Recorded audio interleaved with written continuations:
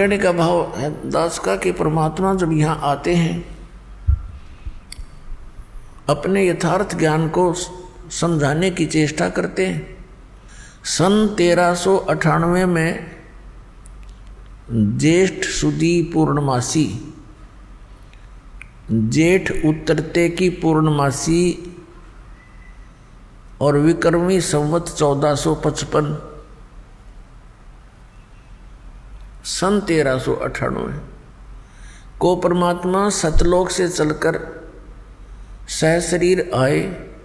काशी शहर बनारस के बाहर एक लहर तारा नामक तालाब में कमल के फूल के ऊपर आकर परमात्मा विराजमान हो गए, एक नवजात शिशु का रूप धारण करके। नीरू और नीमा नाम के दो पति पत्नी थे। जुलाहे का कार्य करने से वो जुलाहे कहलाते थे और मुसलमान धर्म के अंदर वो रह रहे थे। वैसे तो उसी जन्म में ब्राह्मण और ब्राह्मणी थे, मुसलमानों ने उनको बलपूर्वक मुसलमान बना दिया था, तो दुल्हा का कार्य करने लगे, जिस कारण से दुल्हा कहलाए। और परमात्मा पूर्व जन्म के अपने प्रॉमिस अनुसार अपने वचनबद्ध हुए थे नीरू नीमा के बच्चे के से, उसके कारण वो नीरू नीमा का बच्चा उस जन्म में नहीं था। जैसे द्वापर के अंदर एक सुदर्शन नाम का भगत था, उसने परमात्मा को ढंग से जाना था। उसमें कबीर परमेश्वर जी करुणा में नाम से आए हुए थे। तो सुदर्शन जी के माता पिता थे यही आत्मा जो नीरू और नीमा बनी अगले जन्मों में। तब सुदर्शन जी ने प्रार्थना की थी, परमात्मा मेरे माता पिता ने बड़ी भारी गलती कर दी, आपके ज्ञान को स्वीकार नहीं किया। अब वो ना जाने किन किन योनियों में कष्ट उठावेंगे। परमात्मा आप दया करियो, किसी जन्म में अपने बच्चों को शरण में लेना। परमात्मा उसी अपने वायदे अनुसार, प्रॉमिस अनुसार उनको मिले थे। नीरू नीमा अर्थात ये जुलाहा दंपति स्नान करने के लिए उस सरोवर में पहुंचे। सुबह ब्रह्म मुहूर्त में वहाँ बच्चे को पाकर वो घर ले गए। अब संक्षिप्त में सुनाऊंगा, ज़्यादा विषय और है आज हमारा। और वहाँ जुलाहे के घर प्रवेश की लीला होने के कारण वो परमात्मा जुलाहा कहलाए, जुलाहे का कार्य करने लगे। तो पुण्यात्माओं, वो परमात्मा ही हमें आकर यथार्थ ज्ञान देता है। अब उस परमेश्वर ने इसलिए वहाँ उस समय जुलाहे के घर में आना अनिवार्य जाना, क्योंकि वो तो परमात्मा है, हम तो जीव बुद्धि हैं। अपनी बुद्धि अनुसार हम विवेचन कर रहे हैं।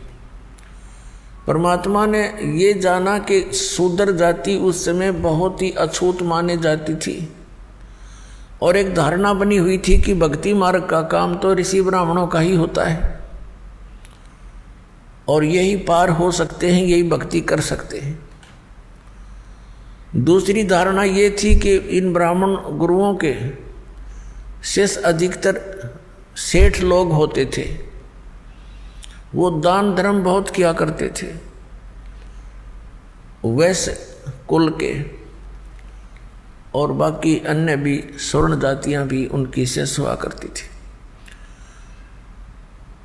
और शूद्र को भक्ति का अधिकारी नहीं माना जाता था। उनको मंदिरों में जहाँ भी पूजा स्थल होते थे वहाँ जाना अलाउड नहीं था।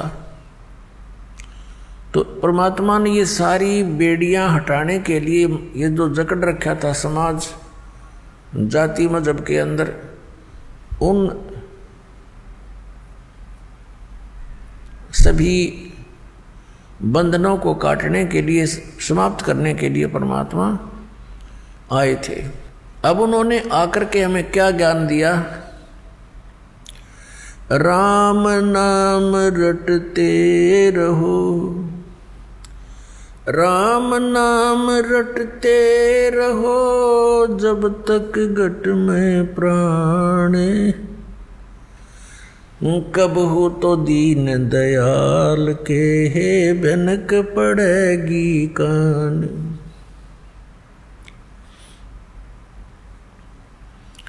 मानुष जन्म पाए कर जो नहीं रटे हरि नाम, जैसे कुआ जल बिना बनवाया क्या काम।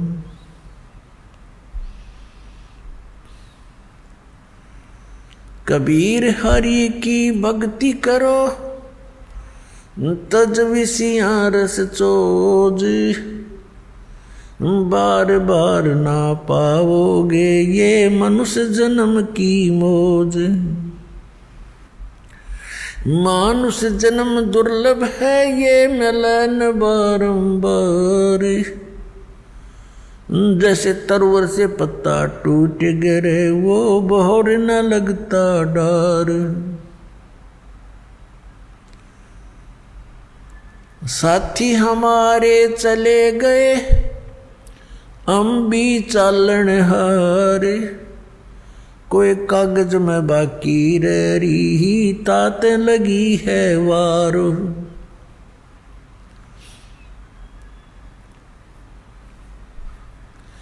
पतझड़ आवत देख कर बन रोवे मन माही, ये ऊंची टहनी पात थे अब पीले हो जाही।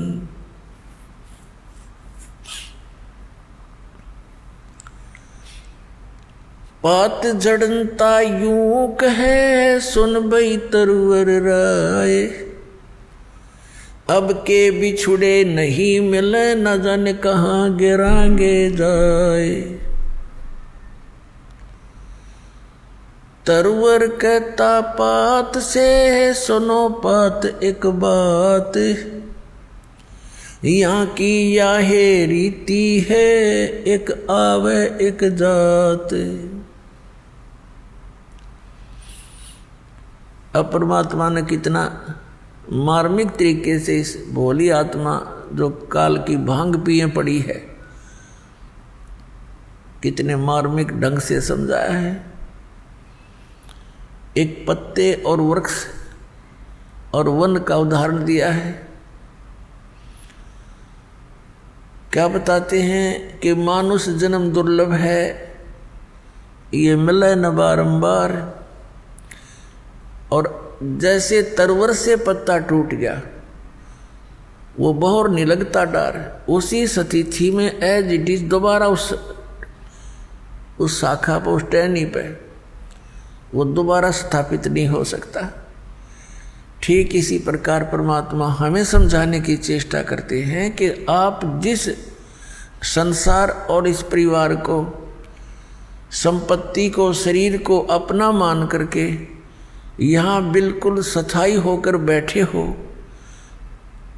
ये ऐसी स्थिति है आपकी जिस दिन आप इस टहनी से टूट गए फिर उस घर में, उसी स्थिति में दोबारा आप स्थान नहीं पा सकते।